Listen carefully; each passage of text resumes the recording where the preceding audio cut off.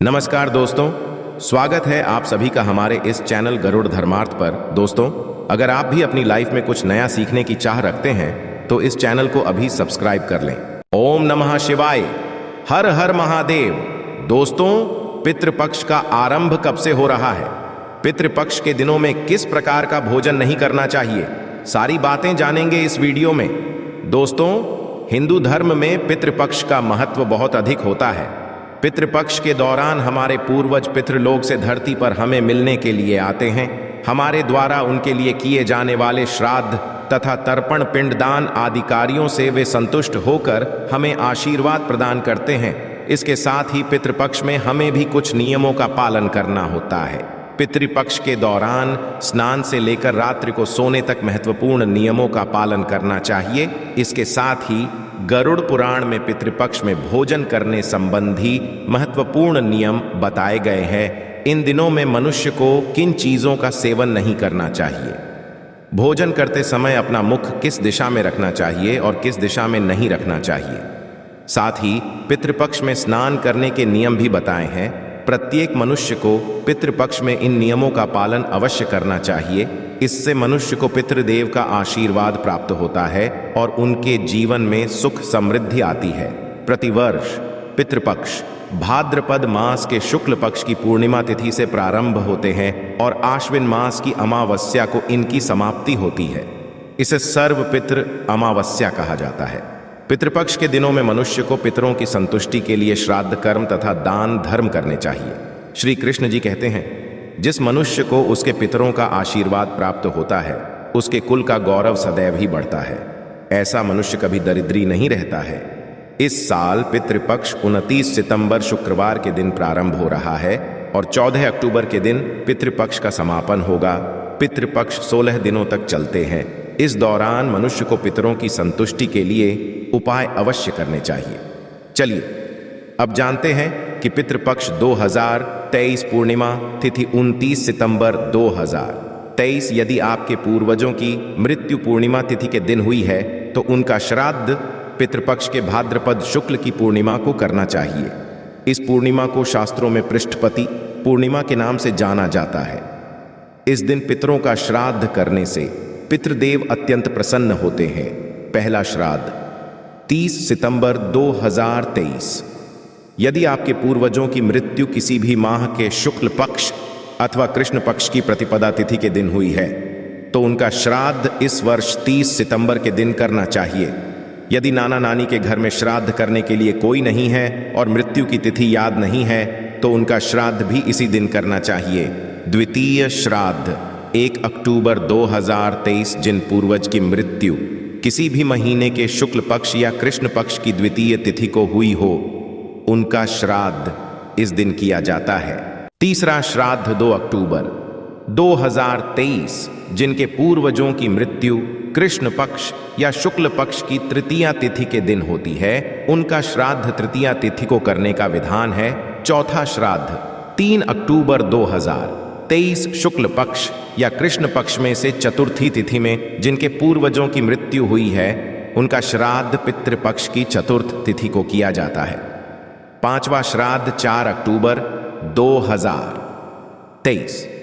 यदि आपके पूर्वज की मृत्यु अविवाहित अवस्था में हुई है तो उनका श्राद्ध के दिन किया जाता है। इसके अलावा के दिन जिनकी मृत्यु हुई है उनका भी श्राद्ध 4 अक्टूबर को करना चाहिए। छठा श्राद्ध 5 अक्टूबर 2023। किसी भी माह के षष्ठी तिथि को जिनकी मृत्यु हुई हो उनका श्राद्ध इस दिन किया जाता है। इसे छठ श्राद्ध भी कहा जाता है। सातवां श्राद्ध 6 अक्टूबर 2023। किसी भी माह के शुक्ल पक्ष या कृष्ण पक्ष की सप्तमी तिथि को जिनके पूर्वजों की मृत्यु हुई है तो उनका श्राद्ध पितृपक्ष की इस तिथि को करना चाहिए। आठवां श्राद्ध 7 अक्टूबर 2023। ऐसे पितृ जिनकी मृत्यु पूर्णिमा तिथि पर हुई हो तो उनका श्राद्ध अष्टमी, द्वादशी या पितृमोक्ष अमावस्या पर किया जाता है। नवमी श्राद्ध 8 अक्टूबर 2023। किसी व्यक्ति को अपनी माता का श्राद्ध उनकी मृत्यु तिथि पर नहीं करना चाहिए। उनका श्राद्ध पितृपक्ष में नवमी के दिन करना चाहिए। ऐसा माना जाता है कि नवमी तिथि को माता का श्राद्ध करने से उन्हें मोक्ष की प्राप्ति होती है। इसके यदि किसी स्त्री की मृत्यु तिथि पता नहीं हो तो उनका श्राद्ध भी इसी दिन किया जाता है। दशमी श्राद्ध 9 अक्टूबर 2023 दशमी तिथि को जिस व्यक्ति की मृत्यु हुई हो उनका श्राद्ध महालय की तिथि के दिन किया जाता है। एकादशी श्राद्ध 10 अक्टूबर 2023 ऐसे लोग जो संन्यास लिए हुए होते हैं उन पितरों का श्राद्ध एकादशी तिथि को करने की परंपरा है। द्वादशी श्राद्ध 11 अक्टूबर 2023 जिनके पिता और संतान के पश्चात संन्यास लिए हुए होते हैं उनका श्राद्ध पितृपक्ष की द्वादशी तिथि को करना चाहिए, चाहे उनकी मृत्यु किसी भी तिथि को हुई हो। इसीलिए तिथि को सन्यासी श्राद्ध भी कहा जाता है। त्रयोदशी श्राद्ध 12 अक्टूबर 2023 श्राद्ध पक्ष के कृष्ण पक्ष की त्रयोदशी तिथि को बच्चों का श्राद्ध किया जाता है, अर्थात यदि किसी बालक की मृत्यु हुई हो चाहे किसी भी तिथि में हो उनका श्राद्ध इस तिथि पर करना चाहिए। चतुर्दशी 13 अक्टूबर 2023 ऐसे लोग जिनकी अकाल मृत्यु हुई हो, जैसे आग से जलने, शस्त्रों के आघात से, विषपान से, दुर्घटना से या जल में डूबने से हुई हो, उनका श्राद्ध चतुर्दशी तिथि को करना चाहिए। अमावस्या तिथि 14 अक्टूबर 2023 पितृपक्ष के अंतिम दिन सर्वपितृ अमावस्या पर झात और अज्ञात पूर्वजों के श्राद्ध किए जाते हैं। इसे पितृ विसर्जनीय अमावस्या कहा जाता है। दोस्तों, पितृ मनुष्य के परिवार का सुरक्षा कवच होते हैं। पितृशक्ति मनुष्यों की हर प्रकार के संकट से रक्षा करती है। यदि घर में पितृशक्ति का वास हो तो घर में किसी भी प्रकार की दुष्ट आत्मा तथा नकारात्मक शक्तियां प्रवेश नहीं करती है। इसीलिए हमें पितृपक्ष में कुछ ऐसे कार्य करने चाहिए जिससे हमारे घर में पितृशक्ति का वास हो।